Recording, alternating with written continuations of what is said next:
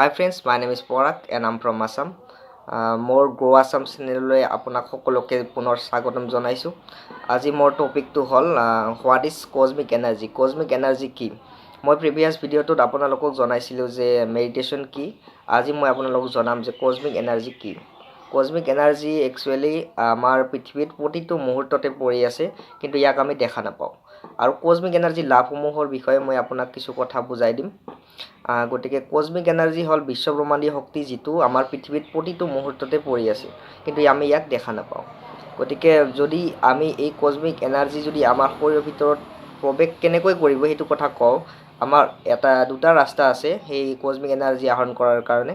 এটা হ'ল টোপনিৰ যিহেতু টোপনি মাৰিলেও আমি আগত প্ৰিভিয়াছ ভিডিঅ'টোত কৈছিলোঁ, টোপনি মাৰিলে আমি খুব কম পৰিমাণে সেই কজমিক এনাৰ্জি আহৰণ কৰিব পাৰোঁ। কিন্তু আমি যেতিয়া মেডিটেশ্যন কৰিলে আমি বহুত পৰিমাণে সেই কজমিক এনাৰ্জিসমূহ নিজৰ শৰীৰৰ ভিতৰত প্ৰৱেশ কৰাত সক্ষম হ'ব। গতিকে আমি মেডিটেশ্যন কৰিব লাগিব সেই কজমিক এনাৰ্জি আহৰণ কৰাৰ কাৰণে। আৰু মেডিটেশ্যন কৰাৰ পাছত লাভসমূহ মই আপোনালোকক আৰু এবাৰ জনাই দিম। কজমিক এনাৰ্জিটো একচুৱেলি যিটো ট্ৰাইংগেল শ্বেপ থাকে, ট্ৰাইংগেল শ্বেপসমূহে সেই কজমিক এনাৰ্জিক সোনকালে এবজৰ্ভ কৰিব পাৰে।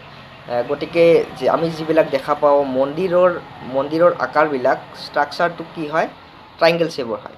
গতিকে ট্ৰাইংগেল শ্বেপ হোৱাৰ কাৰণে আমি যেতিয়া টেম্পল বা মন্দিৰত সোমাওঁ তেতিয়া কি হয়, আমাৰ মনটো খুব আনন্দময় হৈ পৰে আৰু কজমিক এনাৰ্জি তেতিয়া মানে সেই ঠাইত অতি সোনকালে এবজৰ্ভ হৈ থাকে। গতিকে সেইকাৰণে আমি টেম্পলৰ ভিতৰত অতি আনন্দ বা সুখ অনুভৱ কৰোঁ।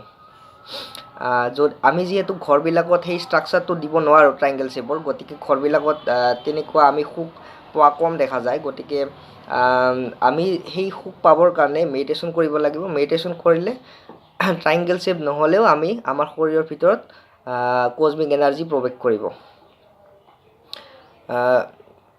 গতিকে আমি সেই কজমিক এনাৰ্জি আহৰণ কৰাৰ কাৰণে মেডিটেশ্যন কৰিব লাগিব। এতিয়া যদি মই আলোচনা কৰোঁ দ্য বেনিফিটছ অফ মেডিটেশ্যনৰ বেনিফিটছবিলাক কি। যিহেতু মেডিটেশ্যনত কজমিক এনাৰ্জিসমূহে গুৰুত্বপূৰ্ণ ভূমিকা পালন কৰে, গতিকে মেডিটেশ্যন আমি কৰিবই লাগিব এই কজমিক এনাৰ্জি পাবৰ কাৰণে। আৰু সেই কজমিক এনাৰ্জিৰ লাভসমূহ কি মই যদি আপোনালোকক আলোচনা কৰোঁ, তেতিয়া ফাৰ্ষ্ট পইণ্টটো হ'ব ইনক্ৰিজ মেমৰি পাৱাৰ।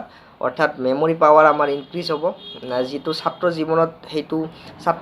জীৱনত নহয় একচুৱেলি প্ৰতিজন মানুহৰ কাৰণে সেইটো গুৰুত্বপূৰ্ণ যে সিহঁতৰ কাৰণে ইনক্ৰিজ মেমৰি পাৱাৰটো বহুতো গুৰুত্বপূৰ্ণ ভূমিকা পালন কৰে। গতিকে মেডিটেশ্যনে আমাৰ মেমৰি পাৱাৰ ইনক্ৰিজ কৰিব। মানে ছাত্ৰৰ জীৱনত দেখা যায়, আমি যেতিয়া পঢ়ি থাকোঁ তেতিয়া বহুত কথা আমাৰ এবাৰ পঢ়াৰ পাছত পাহৰি যাওঁ। গতিকে সেইটো আমাৰ মেমৰি পাৱাৰ বঢ়াবৰ কাৰণে মেডিটেশ্যনটোৱে গুৰুত্বপূৰ্ণ ভূমিকা পালন কৰিব। আমি যেতিয়া মেডিটেশ্যন কৰিম আমাৰ মেমৰি পাৱাৰটো ইনক্ৰিজ হ'ব। আমি পঢ়াত যেতিয়া লাহে লাহে মেডিটেশ্যনটো আমাৰ বাঢ়ি যাব, যিমানে বাঢ়িব সিমানে আমাৰ মেমৰি পাৱাৰ ইনক্ৰিজ হ'ব।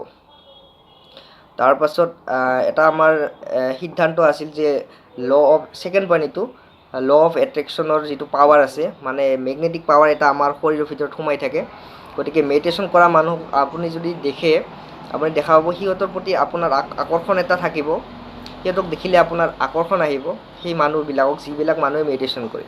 গতিকে সিহঁতৰ মেগনেটিক পাৱাৰটো সদায় হাই, সেইটো ল' অফ এট্ৰেকশ্যনৰ পাৱাৰ। গতিকে সিহঁতৰ এইটো হাই হ'ব। আপুনি যদি মেডিটেশ্যন কৰে আপোনাক দেখিলেও এটা আকৰ্ষণ, আপোনাক আকৰ্ষণ হ'ব আপোনাৰ প্ৰতি, সেইটো পাৱাৰ বঢ়াব। তাৰপাছত আপুনি এনিটাইম এনাৰ্জেটিক ফিল কৰিব, মানে আপোনাক দেখিলে মানুহে ক'ব এনিটাইম এনাৰ্জেটিক, আপুনি যিকোনো কামত আপুনি এনিটাইম এক্টিভ থাকিব। গতিকে আপোনাৰ এনাৰ্জেটিক যিটো পাৱাৰ থাকে সেইটো আপোনাৰ ইনক্ৰিজ কৰিব, আপোনাৰ এলেহুৱা ভাৱটো গুচাব। আৰু আপোনাৰ মটিভেশ্যনৰ দৰকাৰ নাই, আপুনি মানুহক কোনো প্ৰকাৰৰ মটিভেশ্যন দৰকাৰ নাই। আপোনাৰ নিজৰ সিদ্ধান্ত আপুনি নিজে ল'ব পাৰিব, কাৰো আপোনাৰ দৰকাৰ নাথাকিব। আপুনি সকলো কথাই নিজে আপুনি সিদ্ধান্ত ল'ব পাৰিব খুব ধুনীয়াকৈ। আৰু বিভিন্ন ধৰণৰ লাভ আছে মেডিটেশ্যনত। গতিকে আপুনি যেতিয়া নিজে মেডিটেশ্যন কৰিব তেতিয়াহে এইবিলাক লাভবিলাক আপুনি নিজে দেখা পাব। গতিকে মই নিজে এজন মেডিটেশ্যন কৰা মানুহ, গতিকে মই বহুত কথা মই লাভ পাইছোঁ। গতিকে আপোনাকো সেইকাৰণে মই বাৰে বাৰে কৈছোঁ যাতে আপুনিও মেডিটেশ্যন কৰে সেই লাভসমূহ আপুনি নিজে দেখা পাব। গতিকে আজিৰ কাৰণে এইখিনিয়ে। নেক্সট ভিডিঅ'টোত আমি আৰু কিছু কথা আলোচনা কৰিম এটা টপিকৰ ওপৰত। আজিৰ কাৰণে এইখিনিয়ে। থেংক ইউ, ধন্যবাদ।